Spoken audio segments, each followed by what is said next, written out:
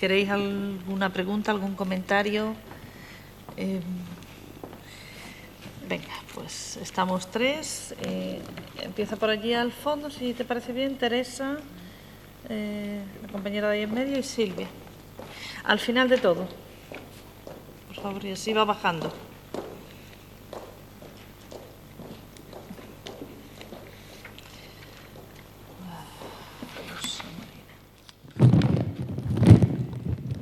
Bueno, yo quiero decir que probablemente todas y todos los que estamos aquí nos ha parecido cortas las jornadas, porque el tema es tan tremendo, tan enorme, que se necesita más tiempo de análisis y de reflexión.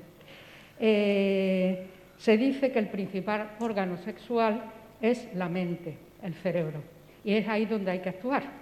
Entonces, creo que yo animo a esta delegación a hacer una continuación de este seminario que sea alternativas y propuestas para erradicar la violencia sexual.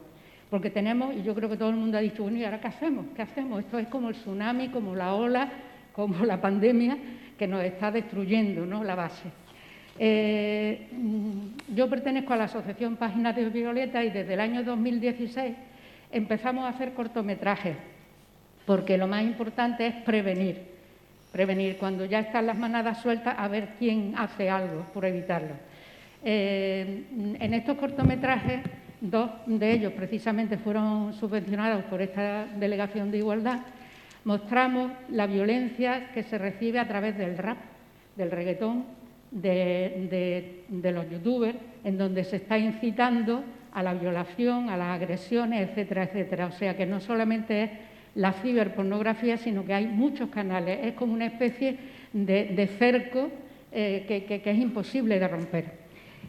Nosotras, el último cortometraje que hemos hecho se llama Boomerang, consecuencias de la violencia machista, y ahí hemos colado, y digo colado, porque realmente se entra de una forma muy fácil, el que una chica sufre violencia sexual porque su pareja es consumidor de pornografía.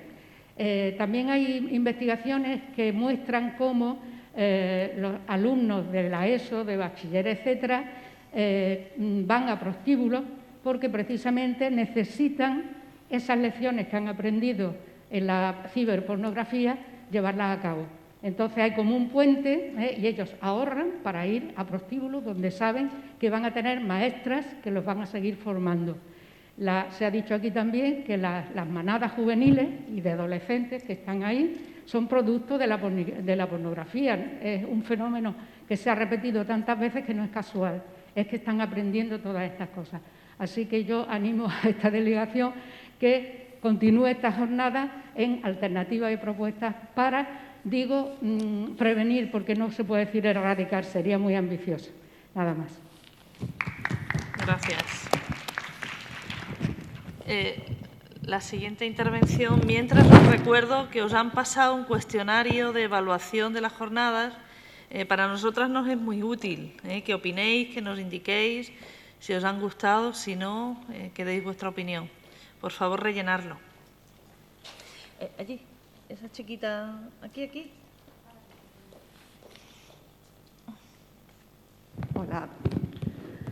Hola, Octavio, gracias por tu ponencia, me ha gustado mucho.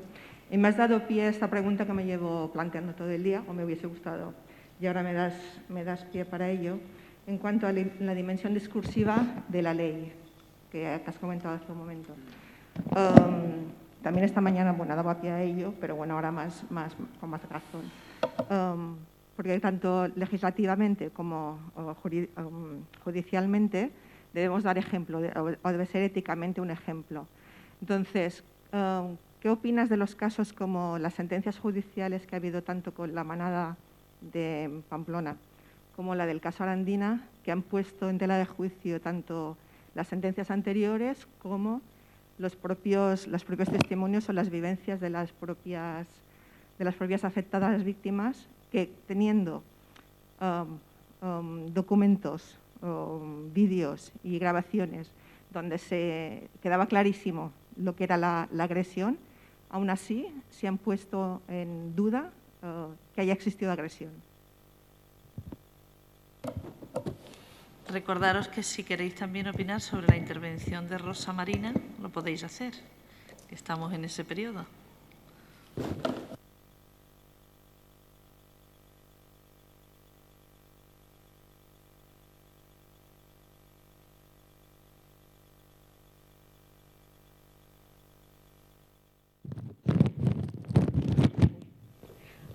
Muchas gracias, Octavio y Rosa, por vuestras intervenciones tan magníficas como siempre. A mí me gustaría preguntarle, por un lado, a Octavio, que piensa que cómo hacer compatible el ser feminista y ese conjunto de grupos de profesorado, tanto hombres como mujeres, que son profesores y profesoras, algunos, no muchos, y muchas, de derecho constitucional, que abogan por el regulacionismo, ¿no? ¿Es posible ser feminista y también ser un hombre que compra sexo? Esos nuevos hombres progres, esos ayuntamientos de izquierda que, bueno, que pretenden ir con los derechos de las mujeres, pero al mismo tiempo están regulando o siendo regulacionistas. Y por el otro lado, recuerdo hace no mucho tiempo, hablando de lo que comentaba Rosa, uno de los antropólogos que estaba argumentando el porqué de la práctica de los toros embolados, creo que recordaba que decía. Y él, en su discurso de antropólogo académico, decía que si se eliminaban ese tipo de fiestas, que lo que pasaba es que esas necesidades atávicas, según él, pues podía conseguir que finalmente se violara a más mujeres. O sea, imaginaros ya la naturalización de la violencia y de esa necesidad compulsiva. Y eso lo decía un estudioso antropólogo con gran, digamos, peso en todos los ámbitos de la tauromaquia o de las festividades de los toros. Entonces, es que esto es muy fuerte porque está impregnando nuestro entorno sociocultural.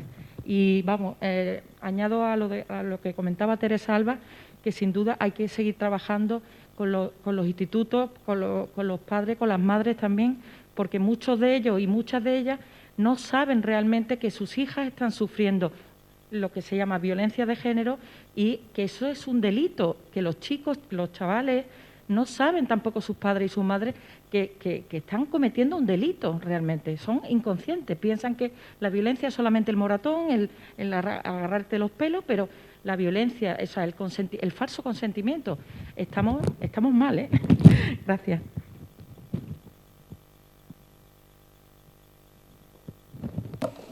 Pues tienes la palabra. Bueno, gracias por las preguntas y los comentarios.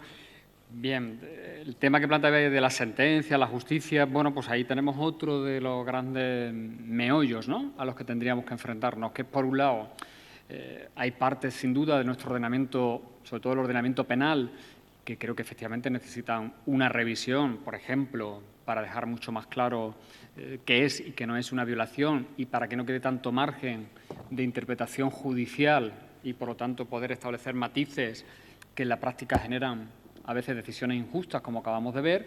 Pero más allá de esa reforma legal concreta, que yo creo que sí, que hay que hacerla, creo que lo que falta especialmente es una formación / sensibilización de los operadores jurídicos en todo lo que tiene que ver, bueno, pues en definitiva, con la perspectiva de género o incluso, casi yo diría mejor, perspectiva feminista, ¿no? Lo que pasa es que, bueno, decirlo de perspectiva feminista es como ya mentar al diablo, ¿no?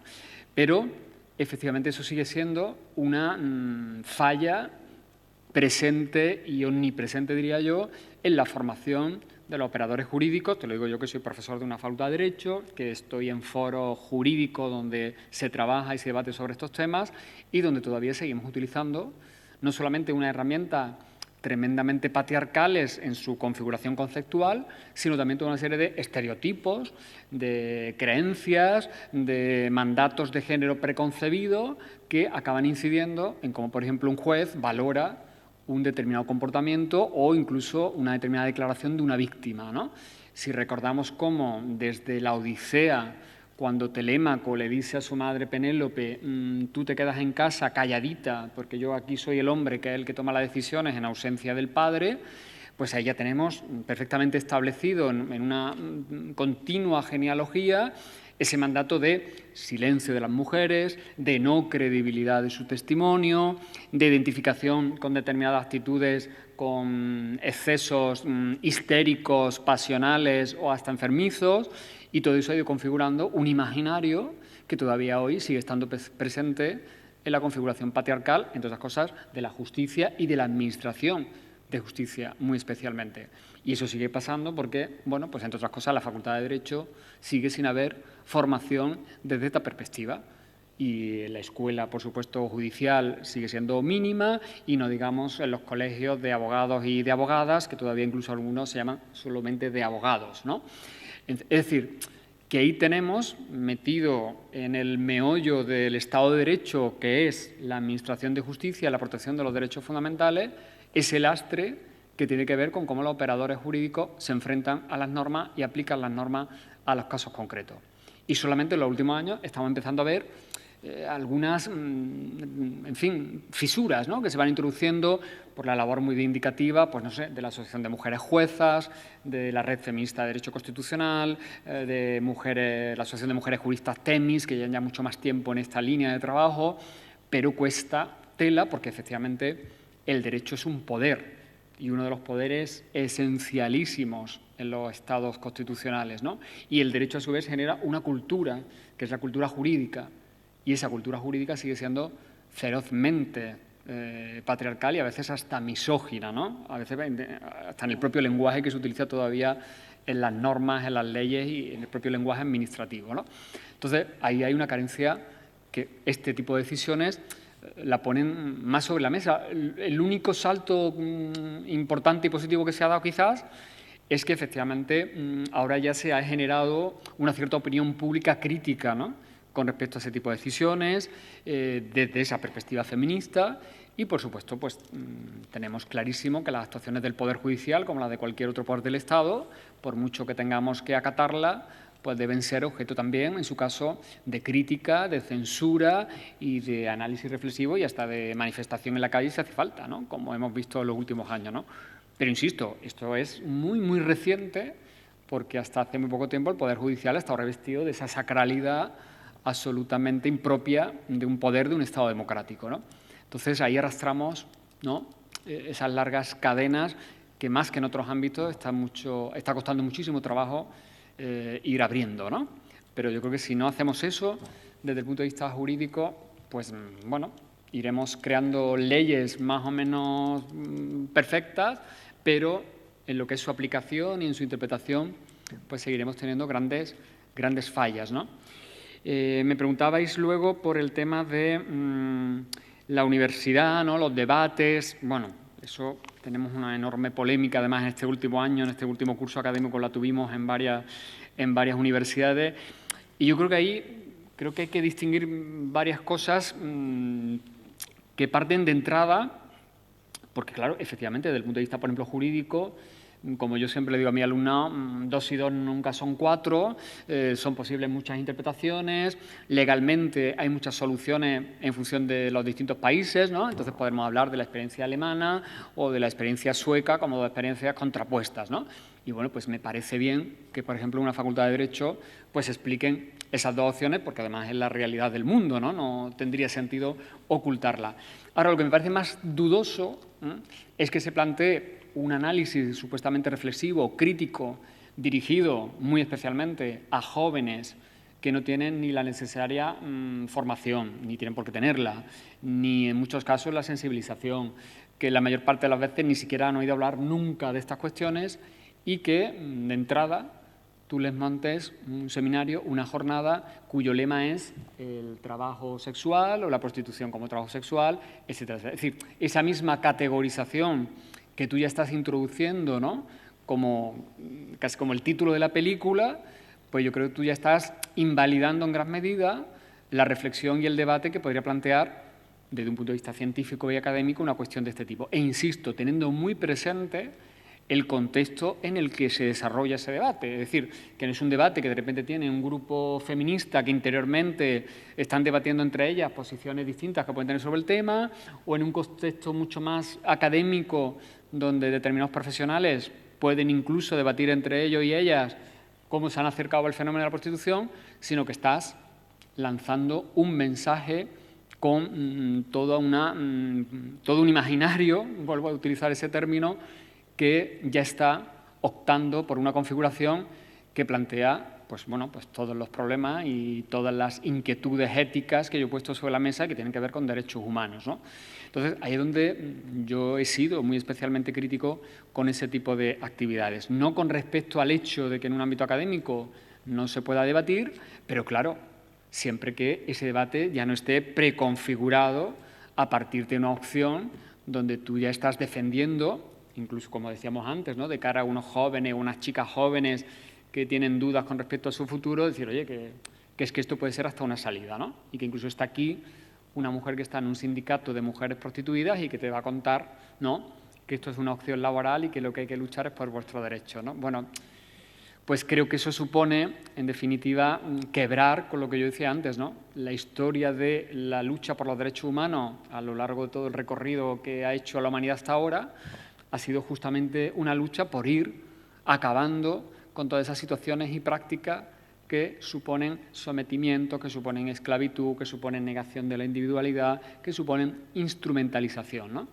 Y, por lo tanto, desde, por ejemplo, una facultad de Derecho hay que dejarle muy claro al alumnado que no todas las cosas pueden formar parte del comercio de los hombres, porque eso además lo dice así exactamente un artículo del Código Civil, que hay contratos que no son lícitos porque su causa no es lícita, y entonces podríamos analizar si la causa de este tipo de contrato es ilícita porque atenta contra derechos fundamentales o, como también dice el Código Civil, el consentimiento se considera nulo cuando se presta con algún tipo de coacción, intimidación o violencia. Entonces, si partimos del contexto que hemos dibujado antes, de esa situación de dominación y violencia, pues difícilmente ahí podemos entender que hay un consentimiento libre, ¿no?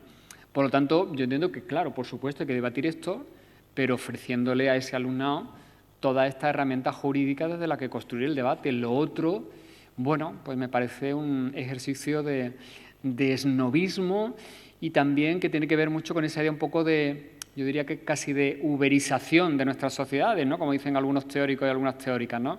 Y entender que a través del contrato que personalmente hagamos, pues a partir de ahí podemos ser libres, ¿no? Cuando efectivamente me parece que esa idea del contrato es completamente ilusoria cuando la planteamos en un contexto de desigualdad.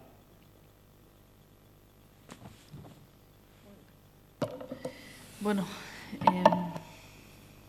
si os parece, damos por clausuradas estas jornadas, volviendo a agradecer todo el trabajo que significa montar estas jornadas y sobre todo el pensar como el gran acierto por vuestros comentarios de la temática elegida y de las ponentes y hombres y mujeres que han asistido a estas jornadas. Volveros a reclamar, sobre todo porque es muy interesante vuestra opinión, el documento que tenéis de evaluación, sobre todo para que el personal técnico luego vea y haga un análisis del mismo. Y, lógicamente, bueno, pues seguiremos trabajando con el mismo ahínco estos temas, intentando que la ciudad de Sevilla, pues como ya se le puso nombre en su día, siga siendo una ciudad libre de trata. Esperemos que de prostitución pronto, pero seguiremos en ese empeño, al menos en estos momentos, desde el Ayuntamiento de Sevilla. Muchas gracias por vuestra asistencia.